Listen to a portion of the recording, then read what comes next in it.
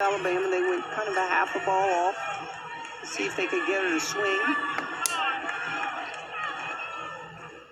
1-2 count here to Lascano. Cajuns with the bases loaded, 2 away. Is that a ball? Is that a ball? Yes, that's a ball.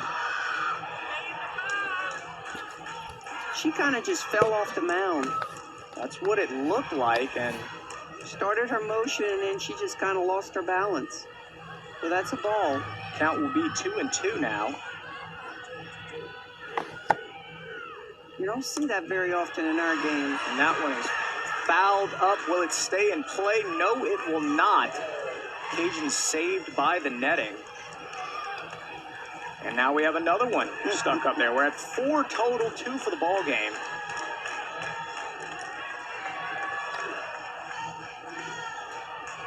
Two count here to Lascano. 2 away, bases loaded. Another pop fly. This one will stay in play. And Lisa, to go back to toss. Just see a toss.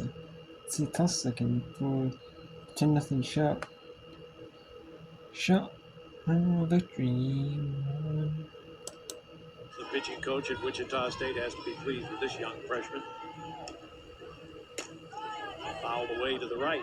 Now, she has not had as much success in game 3s, if you will, when she pitches the second time. And I think a lot of times freshman hitters haven't seen them before, and maybe batters adjust.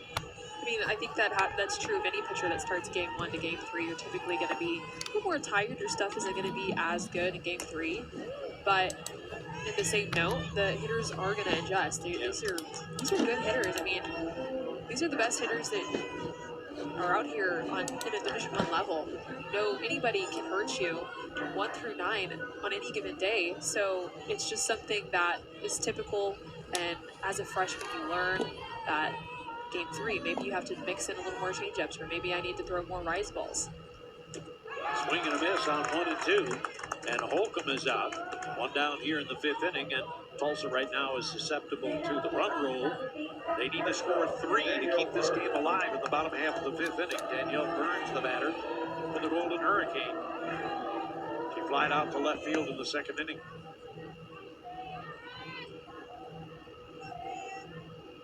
Tough stretch for Tulsa.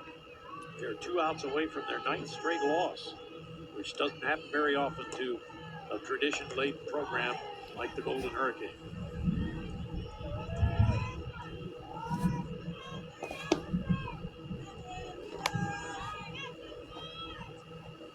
Burns the DP for Tulsa.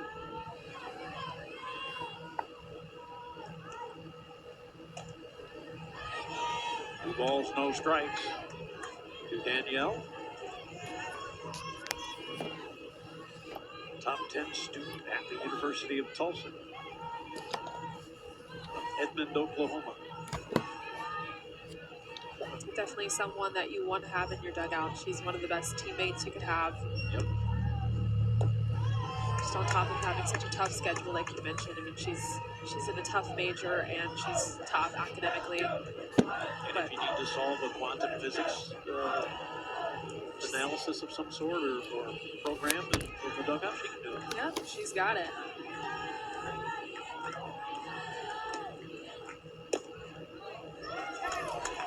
So that quantum physics equation works out in her favor, and she walks here in the 5th inning, and Macy Cole will come to the plate for the Golden Hurricane.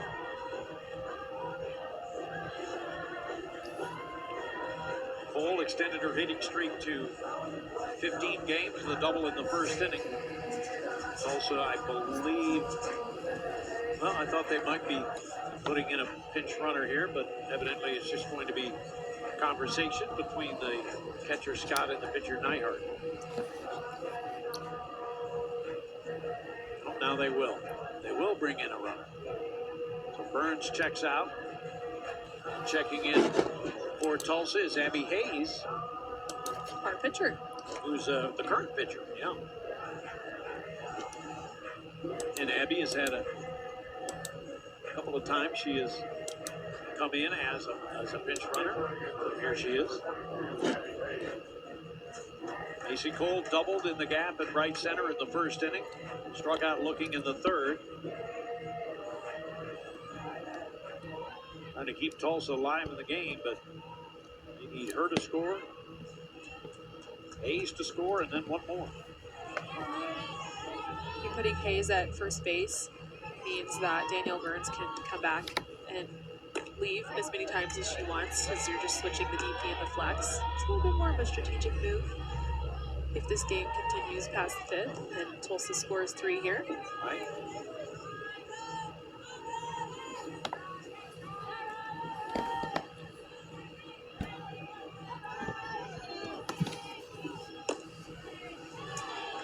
They typically use Pascucci as their pinch runner, but as we've talked about, she's in the game at second base now. Already checked in. Macy Cole has a favorable count at 2-0.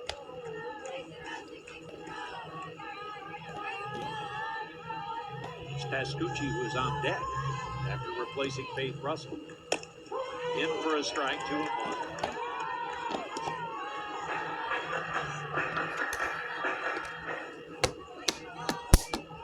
In the game. Has walked only once. She has struck out 4.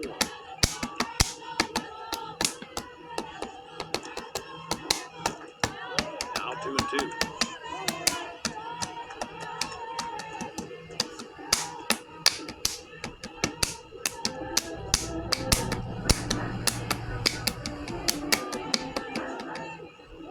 Wind blowing out as hard as it has all game long now. Strong out to left center. I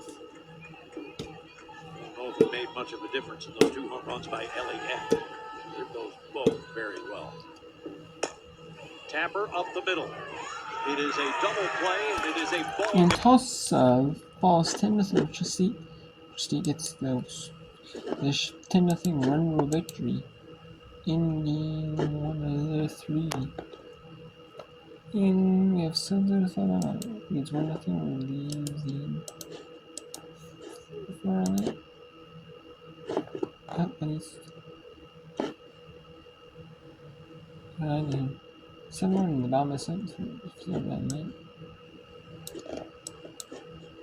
In southern Mississippi, it's 8-4 James Mass, and we have Florida National against the University of Texas at El Paso.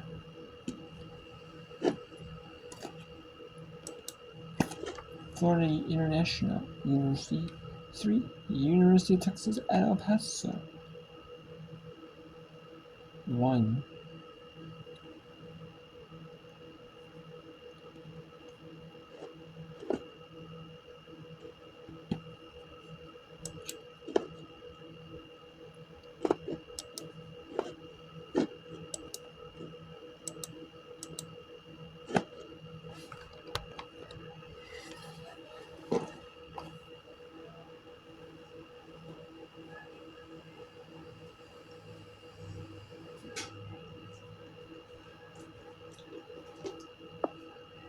Since that second inning, we've talked about obviously the offense for Florida Atlantic, but what they have done with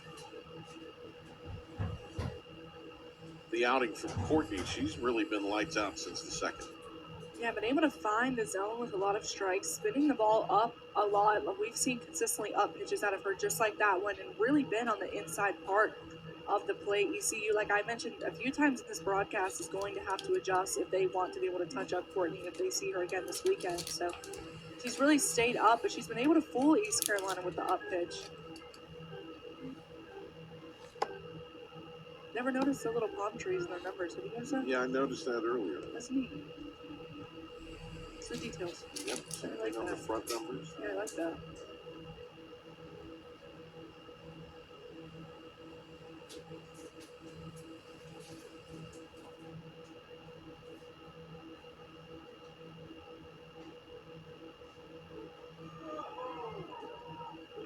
Sorrow thought that was ball 4.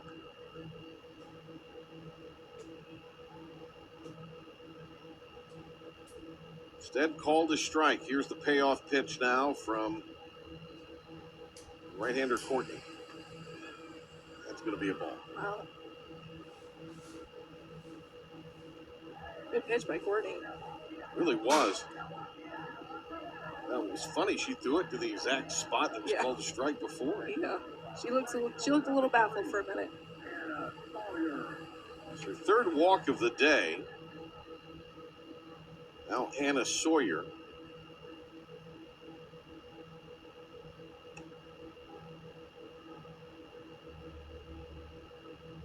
It's an outing from Courtney. I would say it's maybe been a little more crafty than dominant. Yeah. When ECU also has gotten themselves into some jams, I mean, Emma Jackson striking out looking twice is not something that she normally does. So we've also seen a few hit batters out of Courtney, and like you said, the third walk of the game. I just think East Carolina has put themselves in some tough situations, not really been able to string a lot together since the small ball in the second inning.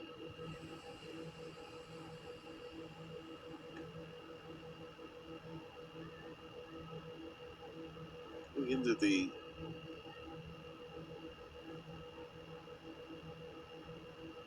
inning here had obviously well less than 100 pitches, but she's been a little less than 70%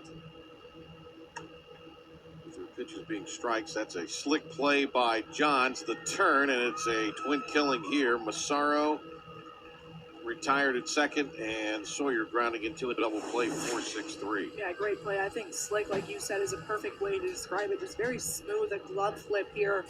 The Chan throw over. And now South Alabama at Louisiana. 2 runners on second and first base, trying to get their 7th Sunbelt win of the season in Sunbelt Couplets. Softball action.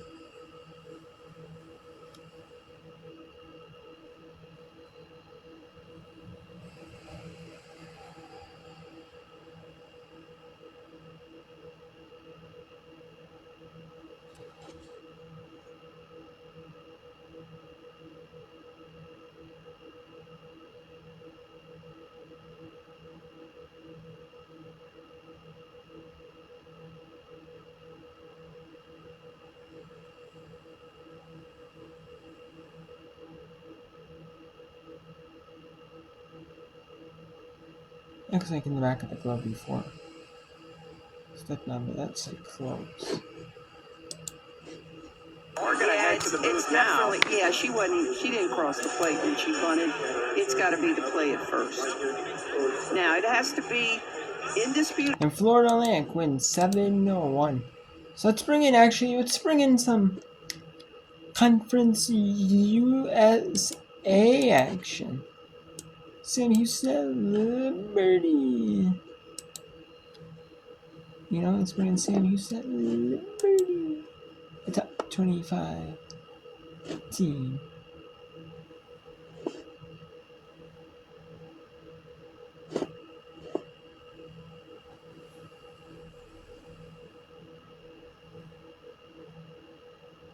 And Sam Houston is down 5-1.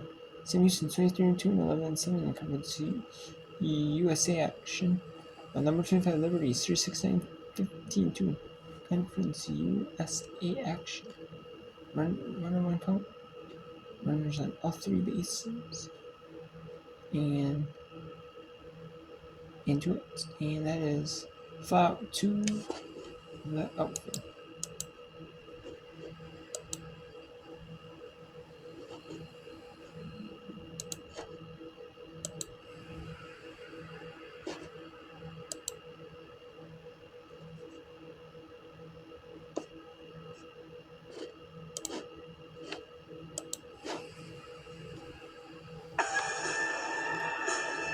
We await the call here. It has been a close one here in Lafayette. If you're just joining us, South Alabama, a 1-0 lead. The Cajuns threatening. They will have a runner at second, no matter what the call is. Just will they have one away or no one away? The only thing that confused me was the home plate umpire Made the call.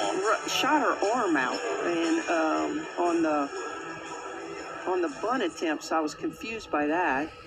Let's see here.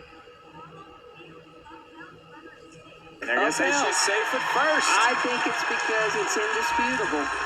And that will get the Cajun faithful on their feet. Because that's a toss-up right there. From our angle, I thought she was out. I thought she was safe. I mean, it was about as close as you could get. If you looked at it from different angles, you could see the ball was in the glove, but it didn't look like she had started to close her glove yet, which is, the indicator that she does have possession of the ball. it really could have gone either way. So Emily Smith, 1 for 2, up in a big moment And for the she's had her Cajuns. opportunities here today. That one misses high. And Blake, the cheer, the chant that I absolutely banned, coming from the dugout or the stands, you're due. Everybody knows they need to get a hit. You don't have to say you're due. Baseball, softball, they are definitely thinking games, and you can get in your head very quickly when those thoughts start popping up.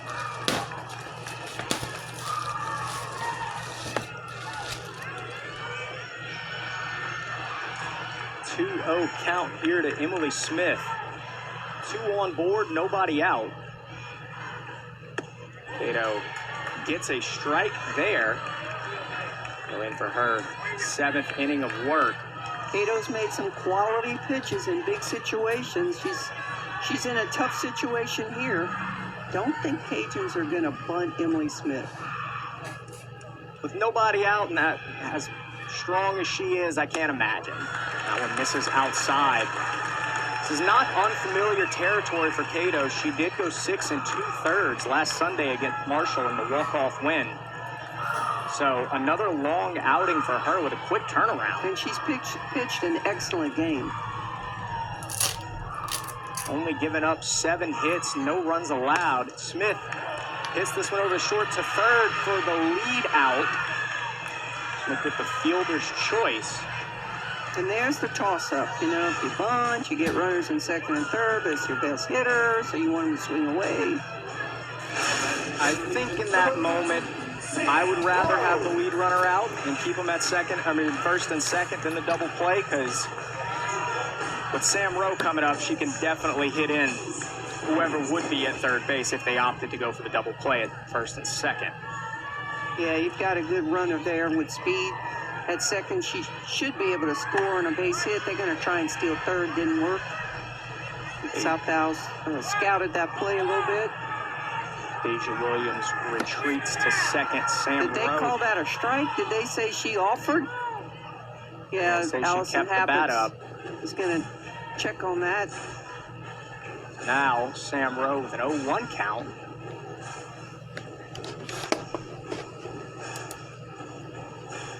Sam Rowe, of course, with that walk-off winning hit against ULM a few weeks ago, so not unfamiliar territory for her either. I guess she did offer. It was in the glove, but she offered. Have a pinch runner at first, and Savannah White, the senior catcher. Now White been in and around this lineup all season long. See her behind the plate this year for a good bit of the season. Just a great story. Had hung up her cleats and was going to be a student coach. And got a call from Allison Habit saying, go get those cleats. We need a catcher. Needs some seniority behind the dish. And, of course, White's last school she played at was Campbell University, the Campbell Camels. The Campbell Camels. It's a mouthful. Say that fast 5 times, Blake. We'll wait until after the game for me to try that one. Sam Rowe here with a 1-1 count. Cajuns runners at first and second, 1 away. Big moment here for both sides. Rowe lifting this one. It will stay in play. And the Cajuns are saved by the net. Wow, that one was about as close as it can get. Stephanie Gonzalez almost had it, but just a little bit of that net catches the ball.